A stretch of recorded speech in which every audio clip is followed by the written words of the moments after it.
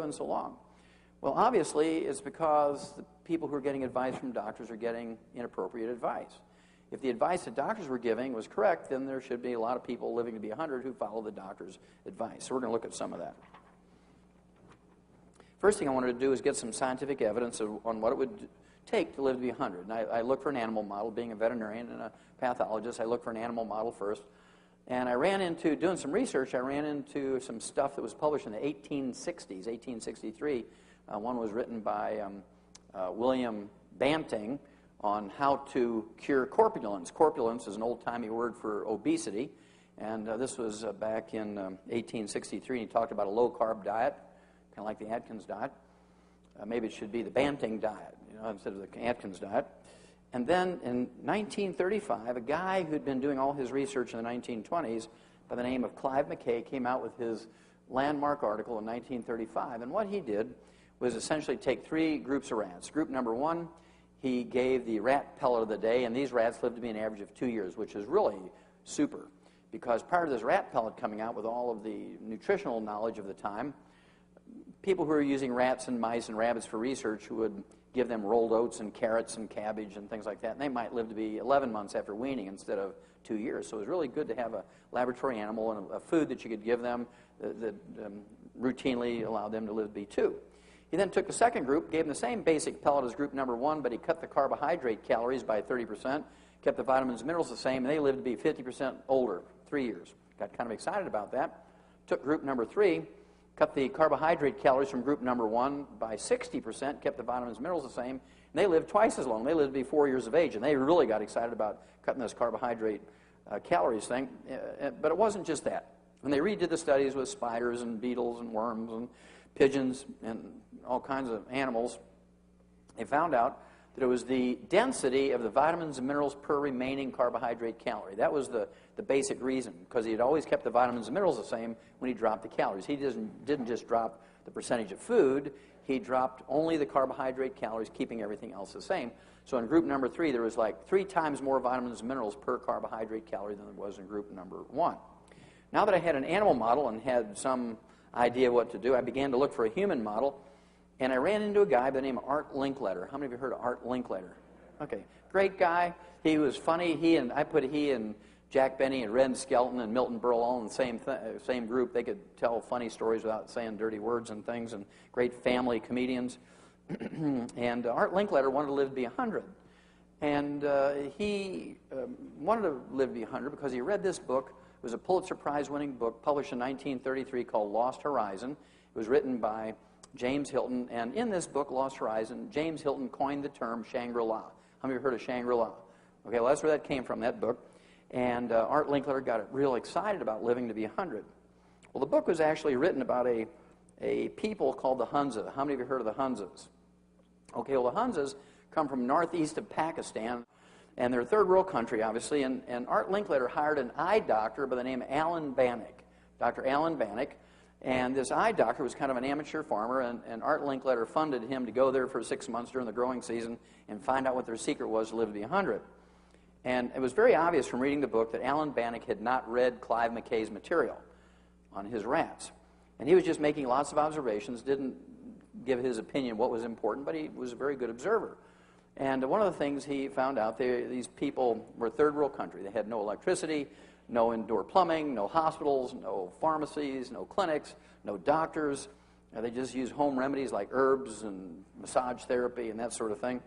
And yet they were the healthiest and longest lived people on earth. They came from a little mountain range, a little known mountain range by the name of the Karakoram Mountains, about 800 miles east of the Himalayas. Oftentimes people say they're from the Himalayas, but they're from the Karakoram Mountains.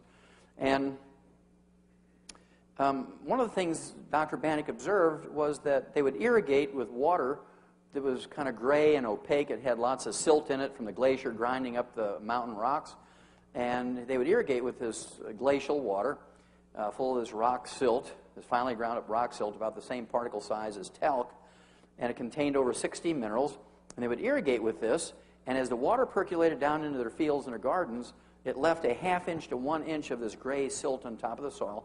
And before it dried, they would run out with their hoes and rakes, and they would hoe and rake this silt down into the soil before it blew away. Now, these people lived at the 19,500-foot level. Now, at 19,500 feet, you can't grow corn and potatoes and rice.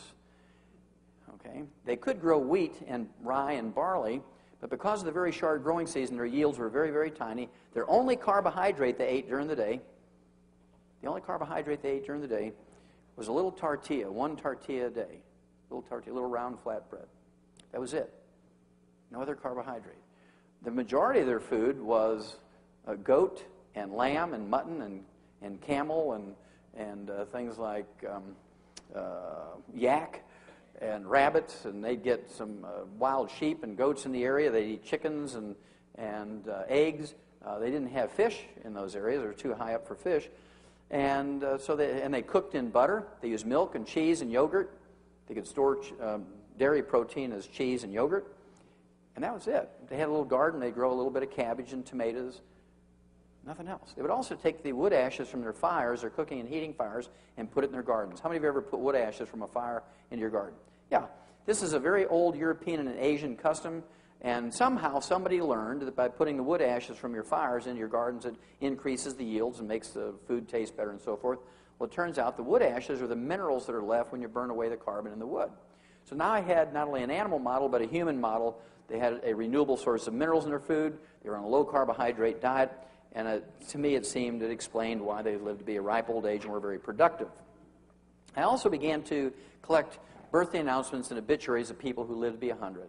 I wanted to see really what happened to people when they lived to be 100. So I'll show you a few. Ralph Charles from Somerset, Ohio, about in the middle of the state, back in October of 1999, turned 100, and they had a nice little newspaper article about him and told his story. The fascinating thing to me about Ralph Charles was that at age 100, he was still piloting charter flights and paying passengers around the central part of the United States. He used his single-engine Aeronca aircraft. He didn't have any restrictions on his health papers or his license. Now, to me, he doesn't look like what you would expect a decrepit 100-year-old to look like. To me, he's very vibrant. He looks like he's maybe in his late 70s or early 80s, and he's 100 years old and still piloting. I mean, you can imagine if he had Alzheimer's disease, he'd get up there and he'd say, excuse me, ma'am, where are we going? That'd make you nervous, wouldn't it? But he didn't have those problems, obviously. For you ladies, I'm going to throw in Connie Douglas Reeves. Back in September of 2002, she turned 101. When she turned 101, September 26, 2002, she was inducted into the Cowgirl Hall of Fame, and her personal motto was, always saddle your own horse. And to me, she looks like one of those feisty little people that wouldn't listen to a doctor.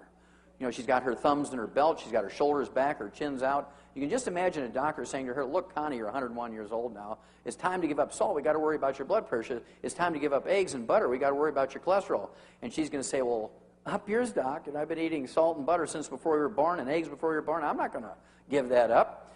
You can just see her. She is not a shrinking violet.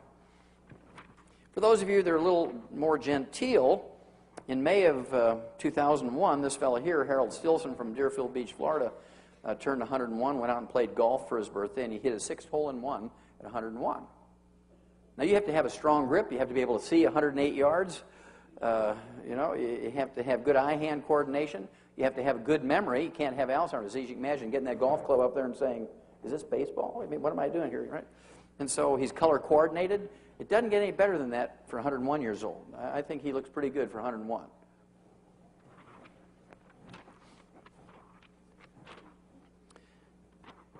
And this fellow, Antonio Todd, from Sardinia, the island, formerly island nation west of the mainland of Italy, back in January of 2001, turned 112, and he attributed his longevity to drinking 1 glass of red wine a day.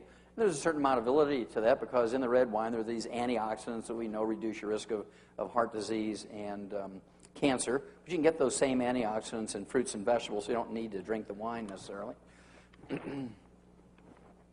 It doesn't seem to matter what you eat as long as you keep the carbohydrates down and the vitamins and minerals up. That seems to be the thread, the common thread between all 100-year-olds. I'll show you an example. This gal here, Dora Ramathebe from South Africa, was born in 1881, and in 1995 she turned 114. And when she was asked, Dora, what do you attribute your health and longevity to? She said, oh, I ate locusts, you know, the grasshoppers. You know about grasshoppers here, right? Pumpkin seeds, tortoise meat, wild herbs, dried fruit, and a cup of coffee. You notice it doesn't say bread. You notice it doesn't say potatoes. It doesn't say rice. It doesn't say corn. The only carbohydrate might be a little bit of that dried fruit. She got her protein from the locusts, from the grasshoppers, and the tortoise meat. She got her essential fatty acids from the pumpkin seeds. And if she ate the herbs grain, she got a little bit of vitamin C and folic acid and beta-carotene. And she lived to be 114. She probably lived longer than that. I didn't keep track of her after that birthday announcement.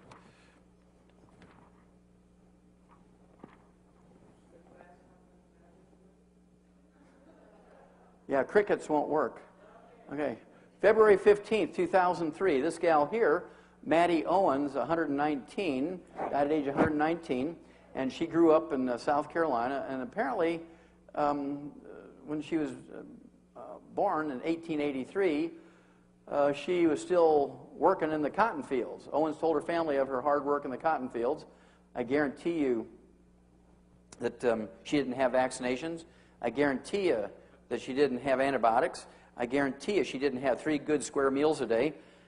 But I'll bet you, because I spent a lot of time in Africa, 2 years in Africa, and I know what they did with their wood ashes from their cooking fires. They always put it in their gardens, even in Africa, for their cabbage and their tomatoes and beans and so forth. And so I bet that her parents put the wood ashes from their cooking fires into the gardens.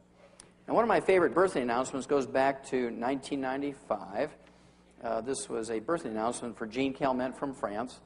And she was documented by the Guinness World Book of Records being the oldest living woman at the time. There was more than 200 women who claimed to be older than she, but they didn't have the paperwork to prove it. Jean Calment had the paperwork to prove, to the satisfaction of the Guinness World Book of Records, that February 21st, 1995, she was in fact 120. February 21st, 1996, she turned 121. February 21st, 1997, she turned 122. And she died in August of 1997 at age 122 years and 164 days. She died suddenly of a stroke. She was up cooking her eggs and singing Frère Jacques. Frère Jacques, Frère Jacques. Ah! Fell over dead.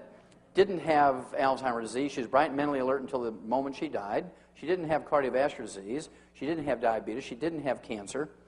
And she did have rheumatoid arthritis in her hands. You can see, but that's pretty good. Lived to be 122 and a half. Die suddenly without being mentally infirm. I mean, that's the way to do it, right? I thought this one was kind of cute. I was in Adelaide, Australia, back in October of 2003 when this came out in an Australian newspaper. World's oldest man dies at 122. A Cambodian tiger hunter by the name of Sek Yi, who is also the martial arts expert, attributed his longevity and that of his wife, I'm assuming a widow now, Long Uk, 108, to smoking and prayer. That's kind of a strange combination. But I'm sure he had got some mineral somewhere.